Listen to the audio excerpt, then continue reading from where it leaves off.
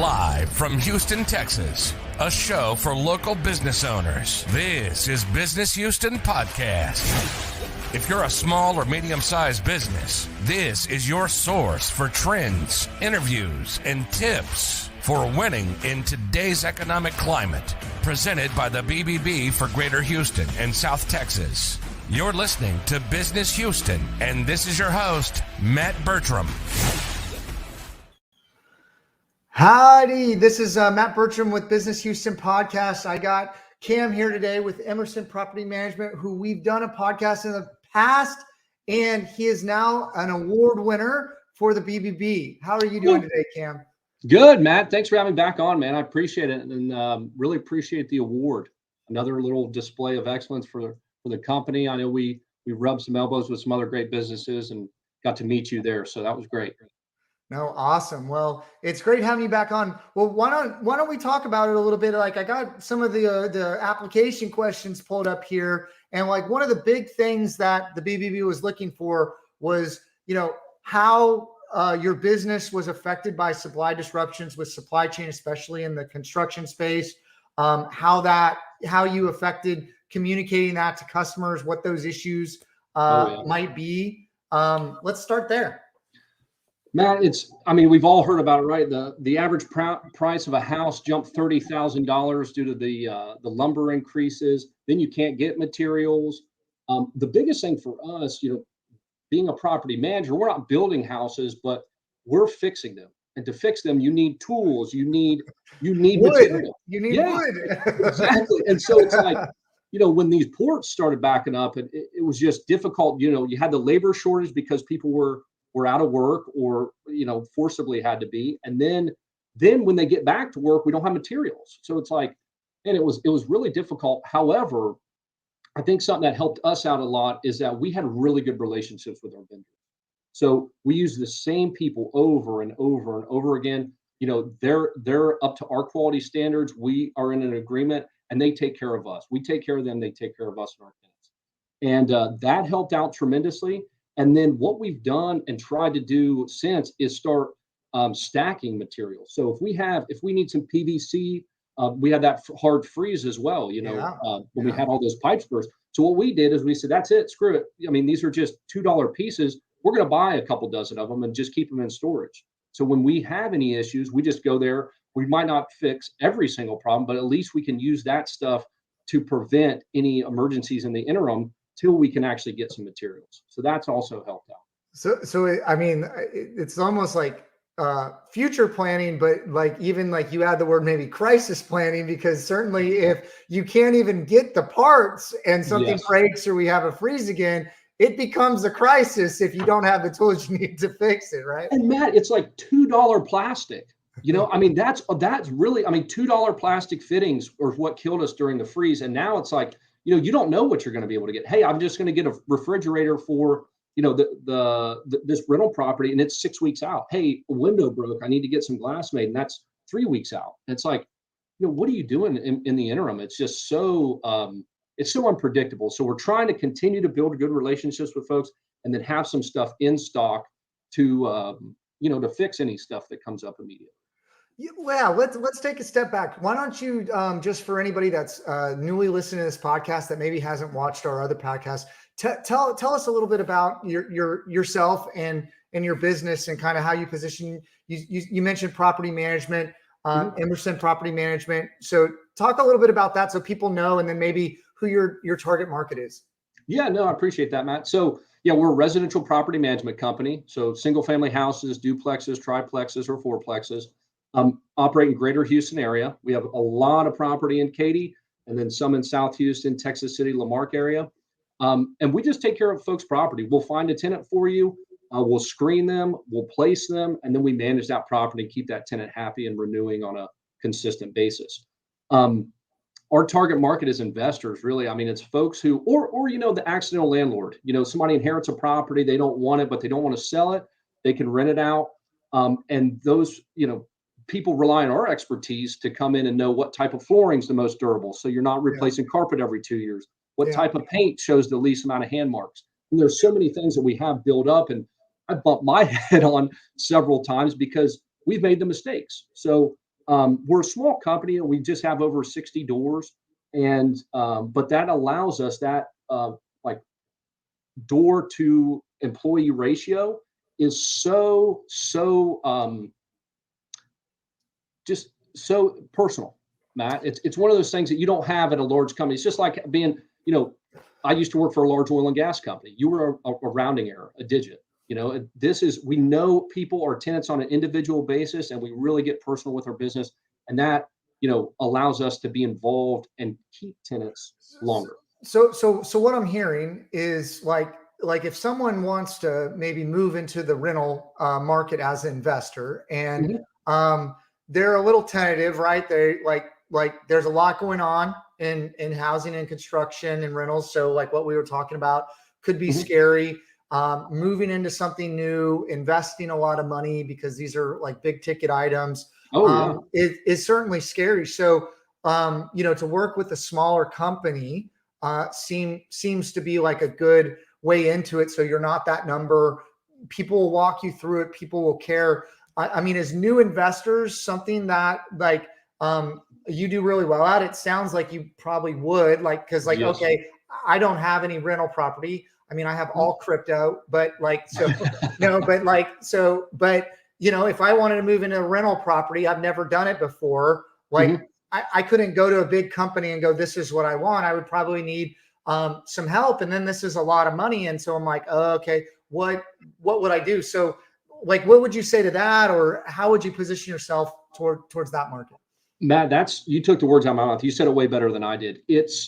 We work so well with individual investors because we can give them the attention. You're like, hey, I don't know. I want to ask this question. You might feel is dumb, but it's like, I've been there. I wasn't there that long ago. I've been doing this for about 8 years now. And it's like, that wasn't that long ago. And so when we can work and say, no, hey, this is the kind of paint we're using. This is why we're using this type of flooring. This is why we're doing this. And this is some of our processes. Some of the bigger companies, they just don't have time. They got a lot of VAs that work out of the Philippines or Mexico or wherever, and they just don't have the knowledge. They're a numbers game. And that's not to say that all the bigger companies are bad by any stretch. Yeah. But you also got to be careful about working with some of the smaller guys. It's just a guy with a pickup truck and a few tools, because we have all the proper licensing. We take care of our people, of the tenants. And that's, I think, one of the reasons we got this BBB award. And then the award for excellence, that really shows kind of what we're doing. And we were really, really proud of that, Matt. Awesome. So, okay. So let's talk a little bit more in depth. Okay. So you have a potential investor. What are the things that if someone wanted to invest and they wanted to get into the real estate game, what kind of money do they need? What kind of things should they be thinking about? I mean, what would be, I guess, your pitch if you were talking to a potential investor of like if they're on the fence, like they don't know everything, like what do you tell them? How much money do they need to have? Like, what's the next step? Yeah, no, Matt, it's a good question. So I always tell people to get your financial house in order before you start making an investment. Before you make a large investment, $20,000, $30,000, $40,000 into real estate, you've got to be able to handle the $500 expense, the $200 expense. You've got to have a good financial position.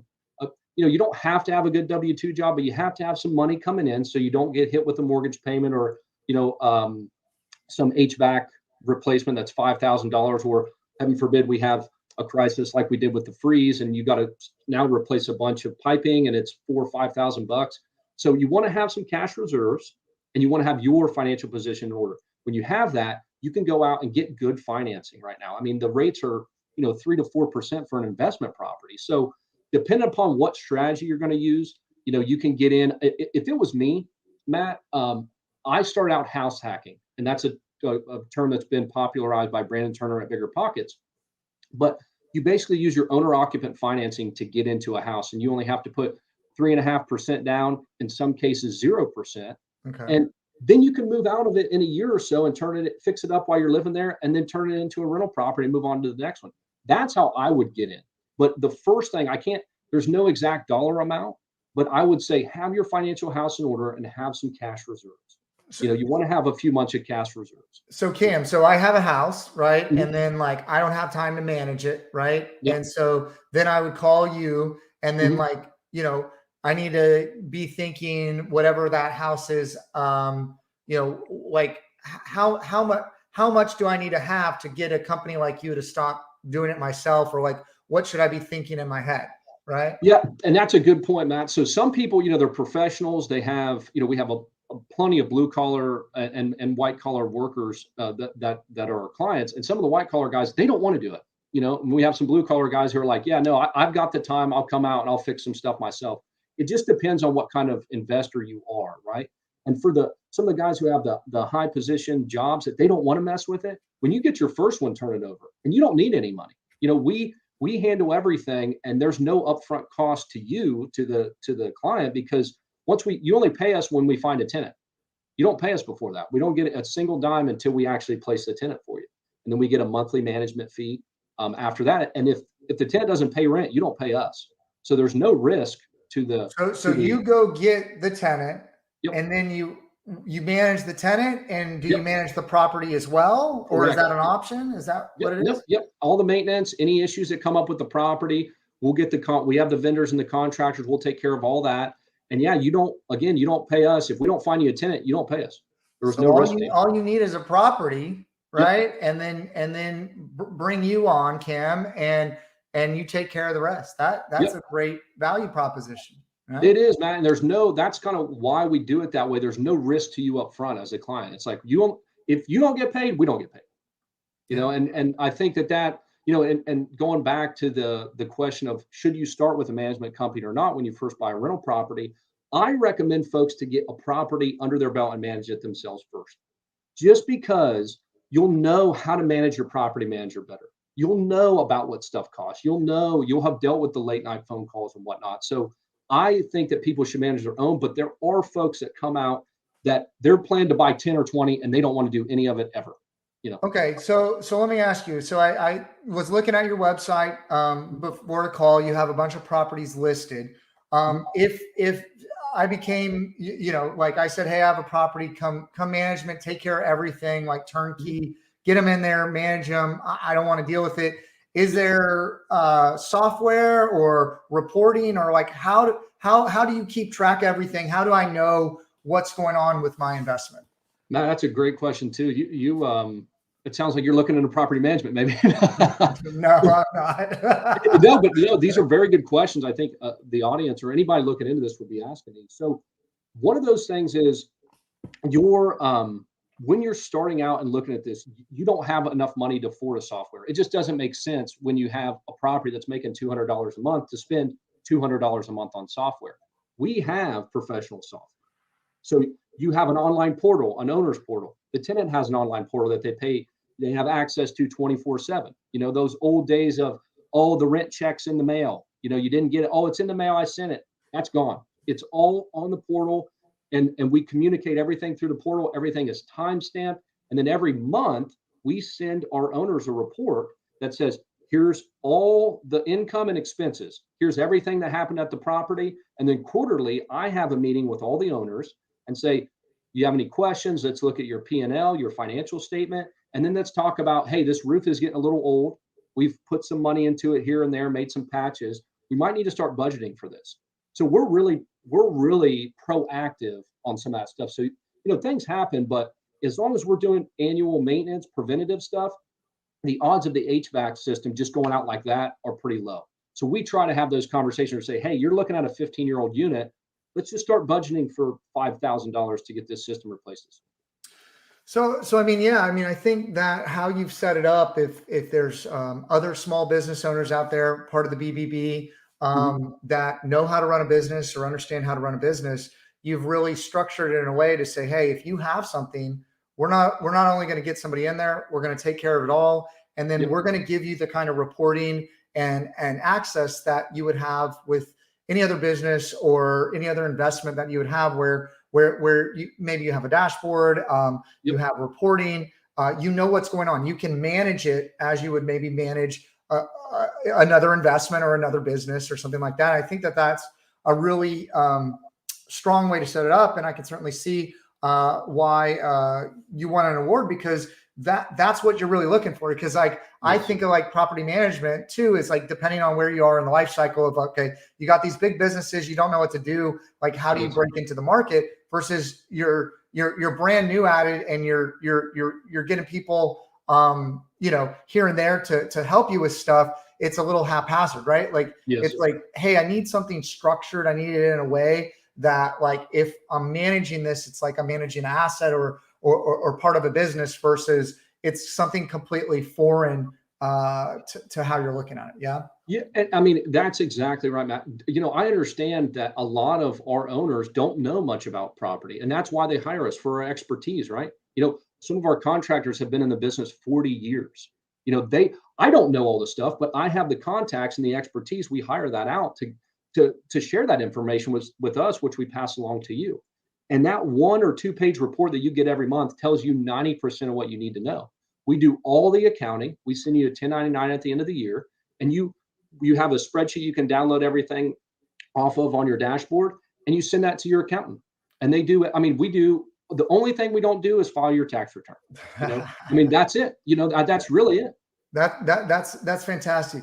Let's talk a little bit about, like, so this is great. Like, if you want to get started, I have an idea of what that next step would look like, what that process would look like. I mean, what are you doing in the community? How are you involved in the community? Are you doing talks? Who do you support? Like, I mean, you're local to the Houston area. Tell me a little bit about your community involvement. No, that's a great question as well. That's one of our core values, is being involved in the community, is community support. So every month, at least once a month, we have a community event that we do. We go to the Houston Food Bank for food. We go to the battered women's shelter and volunteer there. We have something every single month, and we try to make it pertinent to the season and what's going on. But and we have a webpage of the organizations that we support. And it's a very integral part of what we do. We give back immensely to those organizations, and whether that's time, money, or just putting their name out there, we do a lot of that, Matt. And like I said, at least once a month we have an event that we do. Yeah. So emersonpropertymanagement.com, under About Us, under Giving Back here, you can see some of the different charities that you support, and some pictures from some of the work that you do. That is fantastic. Do you do any kind of speaking talks or things of that nature to kind of educate investors? Yeah, Matt. So we cut back on that with COVID, right? But I see a lamp behind you, so it might not be. It might have changed to different format. It sounds. Yeah, like. Exactly. So every week I do a YouTube video on something that's going on, that's answering questions from local investors. So some of the stuff that you've said, if I was sitting here having a conversation, I'd write those down, and then I would produce those for other investors. So I send all that out. Or maybe I'm walking a property, I think there's something that a new investor or even an experienced investor would need to know. So I do that every single week. And then I have friends in the community, whether they're loan officers or wholesalers in the investment world, I speak with them at their events. And I'm also a member of NARPM, the National Association of Residential Property Managers. And we'll go to those events. I haven't actually spoken at a NARPM event yet, but that is in the works. Okay. So if someone wanted to find out more, I don't know if there's a presentation they can watch, if there's a downloadable, or if they want to just reach out to you and have a chat. What's the best way to get in contact with you, or is there any other resources you might want to point them to? Matt, you're asking all the questions. These are softballs, man. These are perfect. Am I a marketer? Oh, I know. You're making me look good. So on emersonpropertymanagement.com, if you go under investors, there's a free downloadable guide link, and it has probably half a dozen resources. You just put your email in, and that's just to block some of the spammers. We're not sending you anything. You're not going to be sold. Your information's not going to be sold. And you'll get those free reports. There's everything from how to analyze a property to how to properly self-manage your rental property. My personal calculator is on there, on rental property analysis calculator. Yeah. And then if you want to work with us or get a hold of us at all, in the top right-hand corner of the page, there's a button, call us now. Just call that phone number, and I'll get with you, within 24 business hours. Well, fantastic, Cam. It was a great discussion. Thanks for having you on. Is there any last parting words that we didn't cover that you would like to share before we go?